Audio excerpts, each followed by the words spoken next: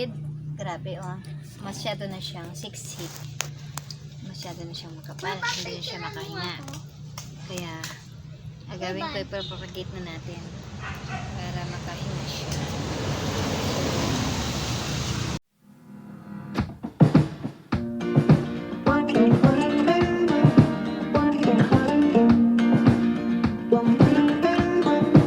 Prepare ko na yung pagtatamnan ko.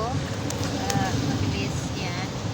Nakita nyo naman yung paggawa ko ng ito kanina. Tubigan ko ito para lumambot ang lupa niya. Para madali ko lang tanggalin.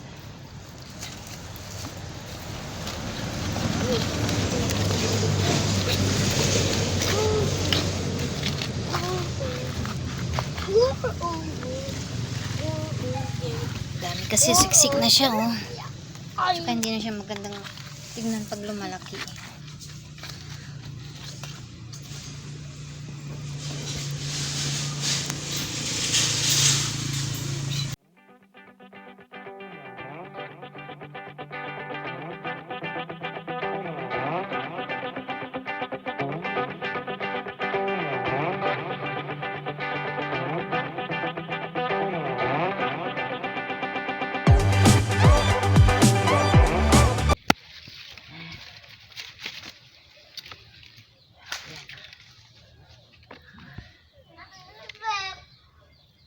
Makahinga siya.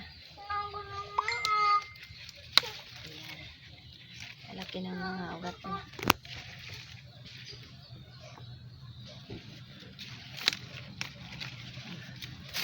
At pag ganito na siya, diba? Hindi na siya magandang tingnan.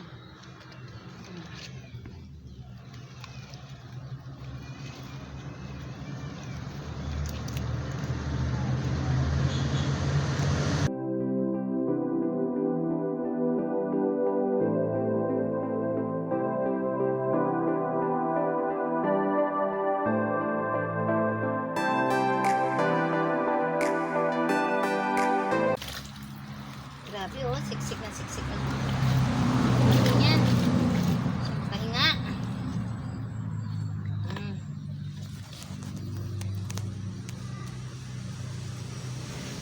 Smooth.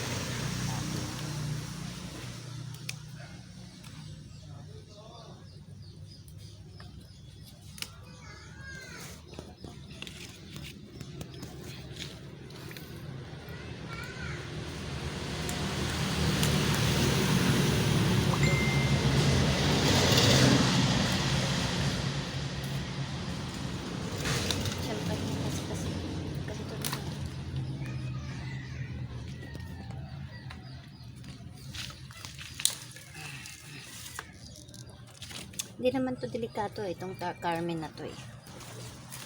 Hindi siya delikato. Matanim. Mabilis lang siyang tumupo. Hindi kagaya ng iba na yung San Francisco delikato. Pero ito hindi naman. Hindi naman siya delikato.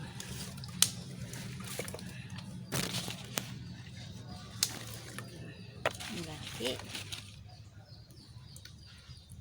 Musbong pala. Ako pala. Ayan, paano man makakilos ng maayos kung siksik na siya sa isang paso. Ipropagate natin para tanggal. Ayan, na. So ito lang ikakat natin dito. Tatanim din natin dito. Ayan. Okay. Ito. Kakat natin dito.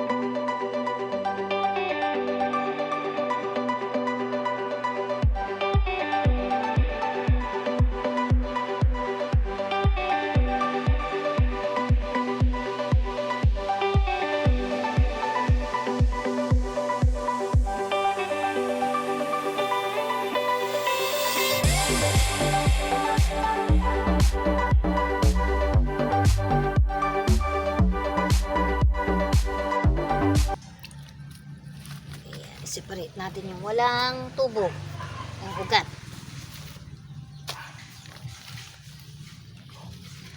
Ang ugat.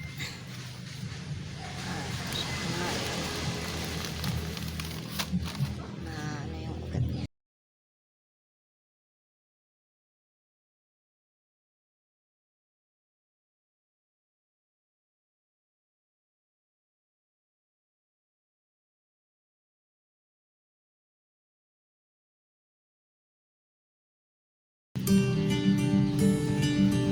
Kasi ito maganda ito. Pagka alam lang na mga namimili na ito, dami na ito gato.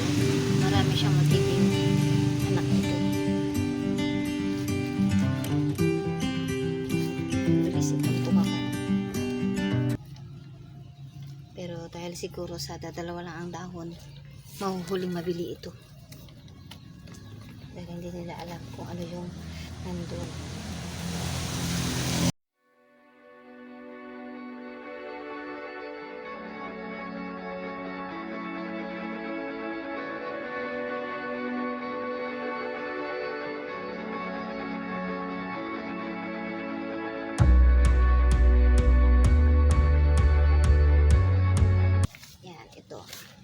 Walang mga ugat.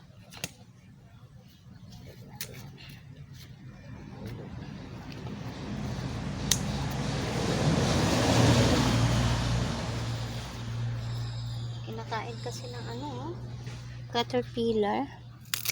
Pagka ganito mga dahon na, tatanggalin na natin kasi para hindi na pumunta pa yung nutrients doon.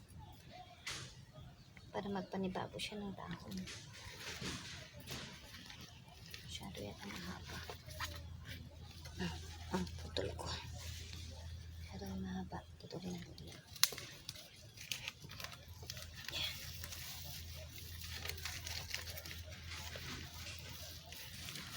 Sayang. Sayang. Kasi ang halaman, ang importante sa kanya ay yung dahon. Ganitong sira na ang dahon, hindi siya maganda, kaya iniingatan ko lahat ng mga dahon. Kaso yung mga caterpillar kinakain. Dali, mapapalitan niya ng bago. Ayan na naman.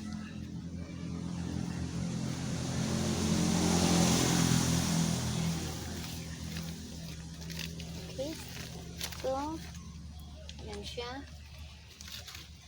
Mayroon pang isa na hanap tayo ng pagtatamnan nito.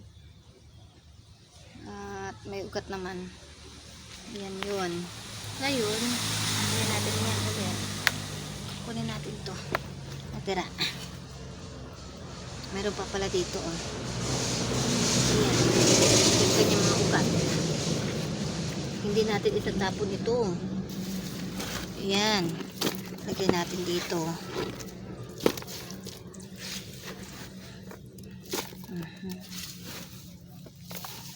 Ito ang ginagawa ko, kaya nakakapagparami ako ng halaman. Kasi yung mga halaman na malalago na, propagate natin, tapos yung ugat niya bubuhay pa yun.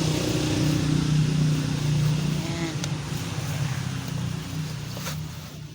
Magkakaroon ulit ng salit ng panibago.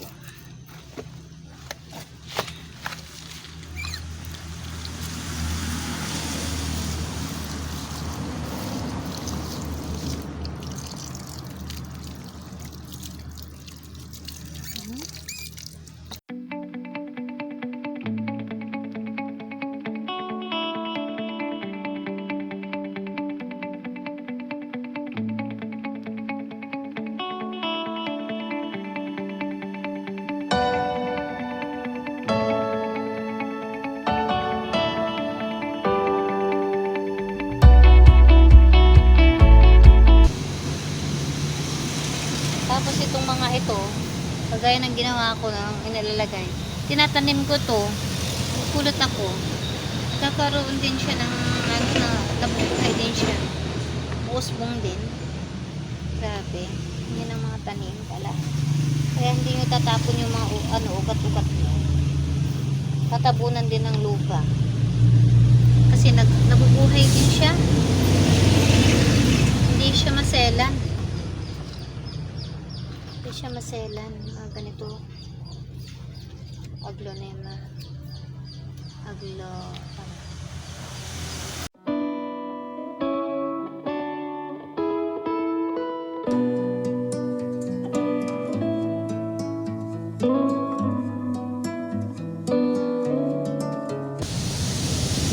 Yan. Dami. Meron pa.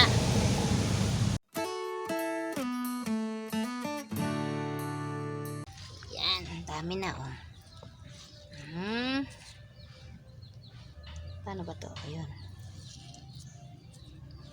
Nalito na ako. Okay. Tapos, ito tatanim ko ito sa isang paso. Magkahanap pa tayo ng paglalagyan. Putulin ko rin siya.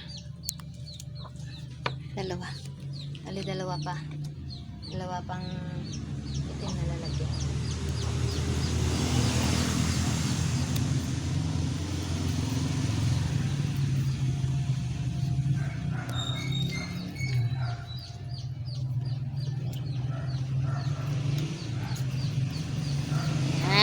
Kaibigan, invitation ng Carmen. Yan siya. Okay. Yan. Tapos ito, tatabunan ko na siya ng lupa ulit. Wala na siya kung anong nangyayari sa kanya.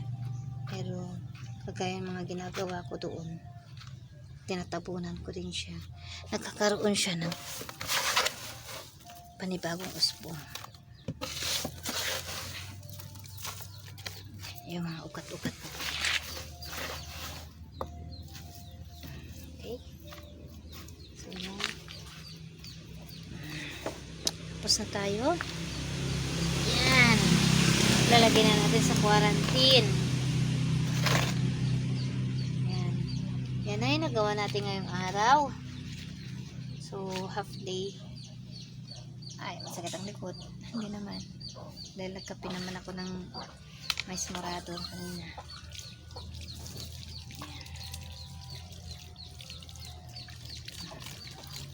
So, ito, itong mga ito, lalagay ko na sa loob muna sa quarantine.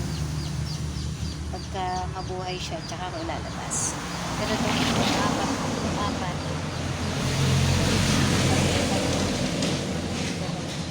pwede na to after 3 days. Establish na yan. Kasi meron siyang ugat. Yan. So, okay. Pahinga muna tayo. Kain muna tayo tanghalian. Alas 12 pasado na. So, kung may panahon pa ako mamaya, kung wala kami lakad, patuloy ko. Pero, see you tomorrow na lang. That's all for today.